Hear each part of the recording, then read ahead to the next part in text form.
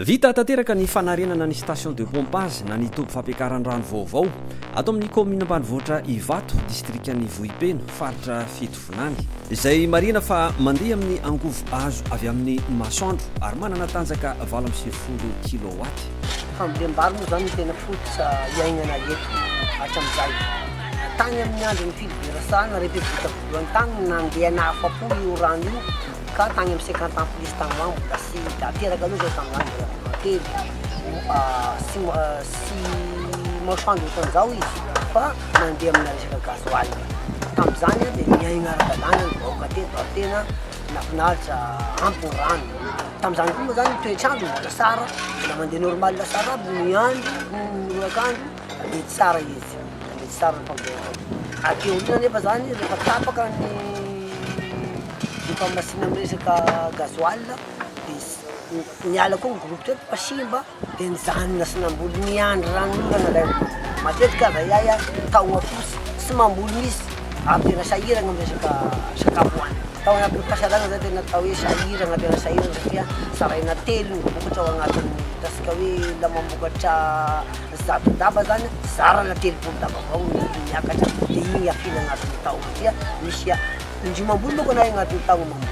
Dia niainimbolagna voalohany zany no tena sisy hoanina mihitsy fa tena mizatra na sy sakafo. Amin'izao fotoagna zao zany zay omese fosiny izao efa tena hita fa velom-bolona satria efa ampy sahady ny rano.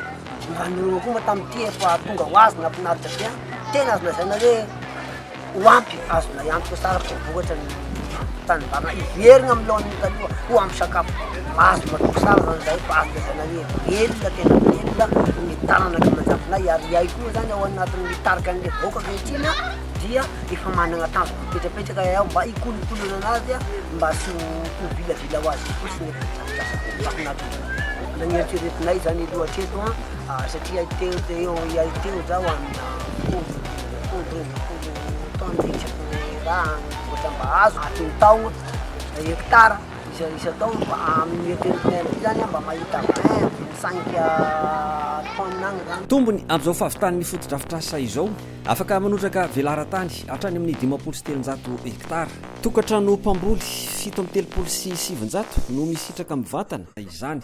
Misy fiatraikany eo amin'ny ara-tsakafo, eo atoerana sy amin'ny faritra ny vokatra ateraka izao fotodrafitrasa izao.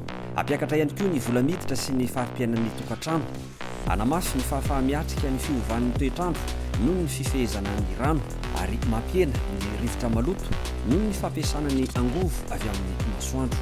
Izao fotodrafitrasa izao dia vokatra ny tohana avy amin'ny ministeran'ny fambolena sy ny fiompiana miaraka amin'ny fandarana sa défi izay vatsiny ny fida vola. 50 taona no nisy station de pompage farany teto nandeha gasoil dia taty aoriana nefa efa simba dia amin'izao fanavozana zao dia fotodrafitrasa moderna ny ataontsika tsy mila gasoil intsony panneau solaire zay matratra any amin'ny 720 kilowatt no ampiasaina hisintomana rano eto sy anondrana le tanimbary. Vita ihany koa ny fampitohizana ny lalana ao Evolamena digy mirefy 30 metatra andalovan'ny renirano Matatana izay simban'ny rivodoza Batsiray ny taona 13 izay miaro ny tanimbary manodidina. Nanome voninahitra sy nitokana izao fotodrafitrasa lehibe izao ny 12 Desambra 2022 ny mpanolotsaina ambony ny fanavozana ny Repoblika ny kolonely Randriamiarso Gervais izay nanasongadina ny mahazava-dehibe ity fotodrafitrasa ity eo amin'ny fampitomboana ny vokatra ho amin'ny fahavitatena ara-tsakafo.